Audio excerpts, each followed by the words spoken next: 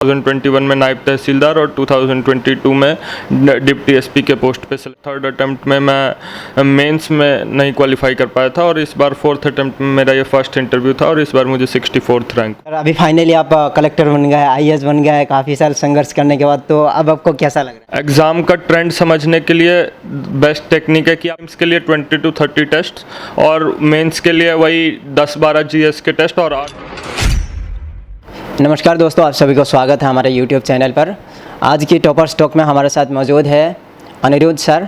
इनकी बात करें तो तीन बार पीसीएस क्वालिफाई कर रखे हैं और इस बार यूपीएससी सीएससी 2022 में सर की 64th रैंक आई है। तो अभी हम सर से डिस्कस करेंगे, जानेंगे सर कैसे पढ़ते थे, क्या कोचिंग लेकर पढ़ते थे या फिर सेल्फ स्टडी की है, क्या स्ट्रेटेजी रही और क्या क्या रिसोर्सेज इन्होंने फॉलो किए, सारी चीज़ें हम ओवरऑल डिस्कस करेंगे। अगर अभी तक आपने इस चैनल को सब्सक्राइब नहीं किया तो चैनल को सब्सक्राइब कर लीजिए, इस वीडियो को लाइक कीजिए। तो सर सबसे पहले तो आपको बहुत बहुत स्वागत है हमारे YouTube channel. Thank you sir. Okay sir, वैसे तो मैंने आपके बारे में थोड़ा बहुत बता दिया है, फिर भी आप थोड़ा सा मतलब बता दीजिए आप कहाँ से बिलोंग करते हैं, एजुकेशनल क्वालिफिकेशन क्या रहा है ना। जी, मैं प्रयागराज से बेसिकली बिलोंग करता हूँ और मेरी एजुकेशनल क्वालिफ़िकेशन में ग्रेजुएशन भी मैंने MNNIT प्रयागराज से किया है, सिविल इंजीनियरिंग ब्रांच से। 2019 में मेरा ग्रेजुएशन ख़त्म हुआ था और तब से लगातार मैं सिविल सर्विसेज की तैयारी कर रहा हूँ। यह मेरा यूपीएससी में चौथा अटैम्प्ट था, जिसमें पहले अटैम्प्ट में मेरा प्रीलिम्स में नहीं क्वालिफाई कर पाया था। सेकेंड और थर्ड अटैम्प्ट में मैं मेंस में नहीं क्वालिफाई कर पाया था और इस बार फोर्थ अटैम्प्ट में मेरा ये फर्स्ट इंटरव्यू था और इस बार मुझे 64th रैंक मिली है। ओके सर, इससे पहले आप पीसीएस के भी एग्ज़ाम दे चुके हैं, है ना? तो पीसीएस में क्या रिजल्ट रहा? जी, इसी के साथ ही साथ मैं यूपीएससी और यूपी पीसीएस दोनों एग्ज़ाम साथ ही दे रहा था। तो यूपी पीसीएस में 2020 में मेरा डिस्ट्रिक्ट माइनॉरिटी वेलफेयर ऑफिसर, 2021 में नायब तहसीलदार और 2022 में डिप्टी एसपी के पोस्ट पे सिलेक्शन हुआ था। ओके सर, तो बात करें यूपीएससी की, इस बार आपका 64th रैंक आई है, मतलब आप टॉप 100 में है। क्या आपको एक्सपेक्ट था कि टॉप 100 में आपका रैंक आ जाएगा? जी, मुझे ऐसी एक्सपेक्टेशन बिल्कुल भी नहीं थी। मेरे पेपर्स भी उतने अच्छे नहीं हुए थे, तो मुझे लग रहा था कि बस मैं होपफुल था कि क्या पता लिस्ट में नाम आ जाए, लेकिन टॉप 100 में रैंक आ जाएगी ऐसा मैंने एक्सपेक्ट नहीं किया था। सर क्या माहौल था उस दिन जिस दिन रिजल्ट आया था घर में, मतलब क्या रिएक्शन क्या था फैमिली का? जी, उस दिन सब लोग काफ़ी खुश थे क्योंकि एक तो टॉप 100 में रैंक आई थी, ऊपर से मेरे को इतना ज़्यादा कॉन्फिडेंस भी नहीं था कि इतनी अच्छी रैंक आएगी, तो थोड़ा अनएक्सपेक्टेड रिजल्ट था, इसलिए सब लोग और भी ज़्यादा खुश थे घर में। हेलो बच्चों, जैसा कि आप जानते हैं यूपीएससी का रिजल्ट डिक्लेयर हो चुका है। सभी टॉपर्स को फिजिक्स वाला परिवार की तरफ से बहुत बहुत बधाइयाँ। और जो बच्चे यूपीएससी के साथ पीएससी की भी तैयारी कर रहे हैं, उन बच्चों के लिए पीडब्ल्यू बीपीएससी वाला और पीडब्ल्यू यूपीपीएससी वाला लेकर आ गया है यूपीपीएससी 2024 और 69th बीपीएससी के लिए सक्षम 3.0 फाउंडेशन बैच। यूज कीजिए कूपन कोड SDM 1000 और बैच पर पाइए एक्स्ट्रा 1000 रुपए का डिस्काउंट। अधिक जानकारी के लिए नीचे दिए गए लिंक पर क्लिक करें।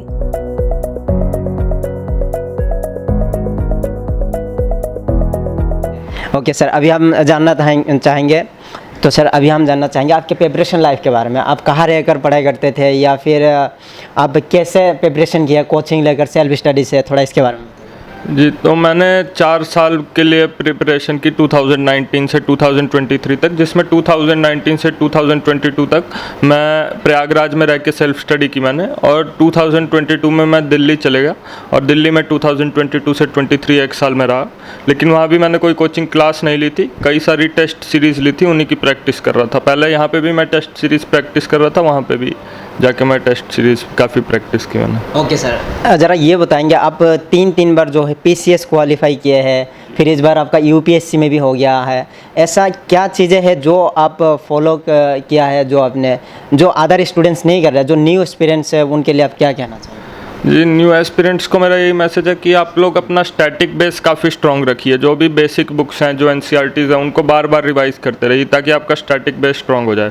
इसके बाद आप लोग करंट अफेयर्स को भी निगलेक्ट मत करिए। करंट अफेयर्स के लिए भी डेली न्यूज़पेपर और उसके साथ ही साथ मंथली मैगजीन या ईयरली कंपाइलेशंस को ज़रूर पढ़ते रहिए, और इन दोनों के साथ ही साथ आप टेस्ट सीरीज़ भी देते रहिए ताकि आपकी प्रैक्टिस भी होती रहे। तो जब आप टेस्ट सीरीज़ और करंट अफेयर्स और स्टैटिक, अगर आपके ये तीनों चीज़ें स्ट्रांग होंगी तो आपका प्री और मेंस दोनों में सिलेक्शन के चांस काफ़ी बढ़ जाते हैं। ओके सर, ज़रा ये बताएंगे स्टडी करना ज़्यादा ज़रूरी है या फिर उन पर प्रैक्टिस करना या फिर उन पे टेस्ट सीरीज़ वगैरह लगाना ये ज़रूरी है? जी, मेरे अकॉर्डिंग दोनों ही काफ़ी ज़रूरी हैं। अगर आपका स्टैटिक बेस स्ट्रांग नहीं होगा तो प्रैक्टिस से आपको ज़्यादा फ़ायदा मिलेगा नहीं। लेकिन अगर आपका स्टैटिक बेस स्ट्रांग भी है पर आपने प्रैक्टिस कम की है तो आपको उस स्टैटिक बेस का फ़ायदा कम मिल पाएगा। तो इसलिए दोनों में बैलेंस बना के चलना बहुत ज़रूरी है। ओके सर, एग्ज़ाम पैटर्न को मतलब पहचानने के लिए है ना, एग्ज़ाम में किस तरह के सवाल आ रहे हैं, जो ट्रेंड है उसको पहचानने के लिए क्या करना चाहिए स्टूडेंट्स को? एग्ज़ाम का ट्रेंड समझने के लिए बेस्ट टेक्निक है कि आप PYQ प्रीवियस ईयर क्वेश्चन को पढ़िए। उससे आपको ट्रेंड समझ में आता है किस तरह के क्वेश्चन पढ़े जा रहे हैं, क्या क्या एरियाज़ पे फोकस ज़्यादा है UPSC का। इसके अलावा आप टेस्ट सीरीज़ भी देख सकते हैं, उससे भी काफ़ी आइडिया लगता है कि किस टाइप के क्वेश्चन आ सकते हैं, इस साल भी किस टाइप के क्वेश्चन आ सकते हैं, वो भी आइडिया लग जाता है। तो टेस्ट सीरीज़ का कितना रोल रहता है? एक स्टूडेंट्स को कितने टेस्ट सीरीज़ लगाना चाहिए और वो कब लगाना चाहिए? टेस्ट सीरीज़ का रोल अलग अलग पर्सन के लिए अलग अलग रह सकता है। मैंने तो काफ़ी सारे टेस्ट सीरीज़ का यूज़ किया था और नंबर ऑफ़ टेस्ट जो हैं वो हर पर्सन के लिए वेरी कर सकते हैं, लेकिन मैं प्रीलिम्स के लिए 20 to 30 टेस्ट और मेंस के लिए वही 10-12 GS के टेस्ट और 8 ऑप्शनल के टेस्ट देता था। अच्छा जी। मेंस के लिए। और सर बात करें प्रीवियस ईयर क्वेश्चंस के बारे में, तो प्रीवियस ईयर क्वेश्चंस को कैसे प्रैक्टिस करना चाहिए और कितने साल की मतलब प्रीवियस ईयर करनी चाहिए? प्रीलिम्स के लिए तो प्रीवियस ईयर में अगर आप लास्ट 5 ईयर्स भी देख लेते हैं तो भी काफ़ी अच्छा है। उसके बाद अगर आपके पास टाइम बचता है तो आप लास्ट 10 या 15 ईयर्स तक भी जा सकते हैं। और मेंस के लिए तो आप लास्ट 2013 में जब पैटर्न चेंज हुआ था तब से लेके आज तक के जो मेंस के प्रीवियस ईयर क्वेश्चंस हैं उनको आप स्टडी कर सकते हैं। तो उससे आपको काफ़ी अच्छा आइडिया लग जाता है कि किस टाइप के क्वेश्चंस पूछे जा रहे हैं, क्या ट्रेंड है, क्या किस टाइप के क्वेश्चंस अगले साल पूछे जा सकते हैं, ये भी आप गेस कर सकते हैं। ओके, जैसे कि अभी डे बाय डे जो प्रीलिम्स है वो बहुत ही ज़्यादा हार्ड होते जा रहा है, ट्रेंड चेंज हो रहा है हर साल। तो इसके लिए स्टूडेंट्स को कैसे रेडी रहना चाहिए कि वो कैसे भी क्वेश्चन है उससे टैकल करें?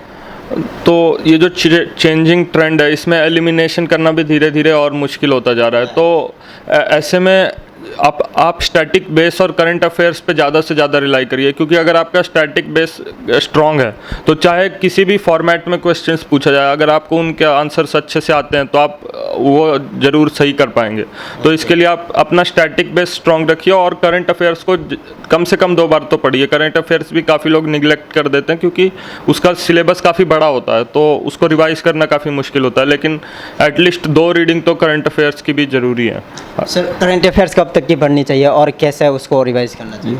करंट अफेयर्स प्रीलिम्स के लिए जब भी प्रीलिम्स है उससे 1 साल पहले का करंट अफेयर्स काफ़ी इंपॉर्टेंट होता है, और मेंस के लिए जो आपने प्रीलिम्स के लिए 1 साल पढ़ा वो, और उसके साथ ही साथ जो नेक्स्ट 4-5 मंथ्स हैं उसका करंट अफेयर्स काफ़ी ज़्यादा इंपॉर्टेंट होता है, क्योंकि कई सारे सवाल जो प्री और मेंस के बीच का जो टाइम होता है उसी के करंट अफेयर्स से आते हैं। ओके सर, अभी बात करें मेंस के बारे में। मेंस के लिए आपके क्या स्ट्रेटजीज थे, इन शॉर्ट थोड़ा सा बता दीजिए, और आंसर राइटिंग आपने कब से शुरू की थी और कब तक की है? जी, मेंस के लिए मेरी स्ट्रेटजी यही थी कि मैं हर टॉपिक के लिए शॉर्ट नोट्स बना लूँ और उनको बार बार रिवाइज करता रहूँ, और इसके साथ वीकली बेसिस पे टेस्ट्स देता रहूँ ताकि आंसर राइटिंग प्रैक्टिस भी मेरी साथ साथ होती रहे। और जो भी मैंने पढ़ा है उसको मैं अपने आंसर्स में इनकॉर्पोरेट करने की कोशिश करता था ताकि क्वालिटी ऑफ आंसर्स भी इम्प्रूव हो सके। तो मेरे यही 2 फाउंडेशंस थे मेंस की प्रिपरेशन के, एक तो शॉर्ट नोट्स जिसमें आपने काफ़ी सारा वैल्यू एडिशन किया हो, और उनको अपने आंसर्स में इनकॉर्पोरेट करने के लिए answer writing practice. Okay sir, ज़्यादातर स्टूडेंट्स जो ये करते हैं कि जो सेल्फ स्टडी करते हैं वो चाहते हैं कि ऑनलाइन रिसोर्सेज से थोड़ा सा मदद लिया जाए। ऑनलाइन रिसोर्सेज को आप कैसे यूज़ किए हैं और कैसे बेनिफिशियल है वो? ऑनलाइन रिसोर्सेज में मैंने टेलीग्राम चैनल्स कई टॉपर्स के ज्वाइन किए हुए थे और उनसे उनके नोट्स और उनकी स्ट्रेटजीज अच्छे से पता चलती हैं, तो वो भी मैंने फॉलो की थी। इसके अलावा यूट्यूब पे मैं ज़्यादा नहीं फॉलो किया था, यूट्यूब पे मैंने ज़्यादा रिलाई नहीं किया था, लेकिन गूगल सर्चेस और टेलीग्राम चैनल्स इन 2 का मैंने काफ़ी यूज़ किया था। सर जैसे कि आपने बताया कि आप सेल्फ स्टडी से इस एग्ज़ाम को क्रैक किया है, आपने जितने बार भी मतलब अटेम्प्ट्स दिया सेल्फ स्टडी से ही दिया है, तो कोई भी न्यू स्टूडेंट्स जो ये चाहते हैं कि हम सेल्फ स्टडी से ही प्रिपरेशन करेंगे वो कैसे कर सकते हैं? अगर कोई न्यू स्टूडेंट सिर्फ सेल्फ स्टडी से प्रिपरेशन करना चाहता है तो उसको फर्स्टली जो स्टैंडर्ड बुक्स और एनसीईआरटीज़ हैं उस पर रिलाई करने की काफ़ी ज़रूरत है।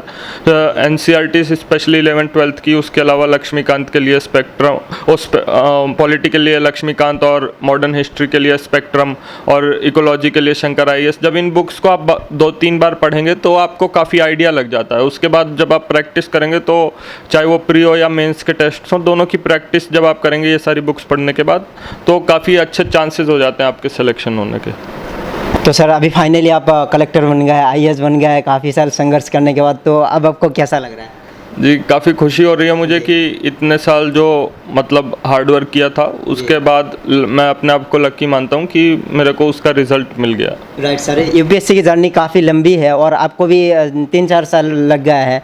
तो कोई भी स्टूडेंट जो 1-2 अटैम्प्ट्स देने के बाद हार मान जाते हैं, होपलेस हो जाते हैं, उनके लिए आप क्या कहना चाहेंगे? वो कैसे मोटिवेटेड रहे और आप कैसे मोटिवेटेड होते थे? जी, उसके लिए एक यही तरीका है कि आप बार बार ये चीज़ याद करें कि आपने क्यों ये जर्नी स्टार्ट की थी, क्यों आप फर्स्ट प्लेस में UPSC की प्रिपरेशन स्टार्ट किए थे, और बार बार वही रीज़न अपने आप को याद दिलाते रहिए जब भी आपको ऐसा लगे कि मेरे को UPSC छोड़ना है। तो जब अगर आपका वो रीज़न स्ट्रांग है तो आपका मोटिवेशन स्ट्रांग रहेगा और आप रिपीटेड फेलियर्स के बाद भी हारने की बजाय उनसे सीखने की कोशिश करेंगे।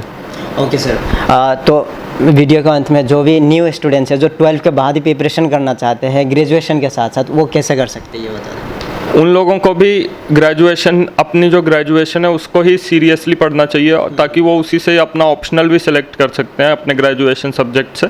और उसके साथ ही साथ जो फ्री टाइम बचता है क्लासेस के बाद उसमें स्टैंडर्ड बुक्स जो पॉलिटी या हिस्ट्री या इकोनॉमिक्स की हैं उनको पढ़। बहुत बहुत धन्यवाद आपके कीमती टाइम हमें देने के लिए। Thank you so much. Okay तो दोस्तों ये थी कुछ बातें जो सर के साथ हमने डिस्कस की है। अगर आपको इससे अलावा अगर कोई डाउट्स हो, कोई आपके मन में कोई क्वेश्चन है, आप हमें कमेंट्स कर सकते हो, उसका जवाब आपको तुरंत मिल जाएगा। इस वीडियो को यहाँ तक देखने के लिए आपको बहुत बहुत शुक्रिया। इस वीडियो में इतना ही, हम मिलेंगे एक नया वीडियो में, तब तक के लिए बाय बाय। जय हिंद, जय भारत।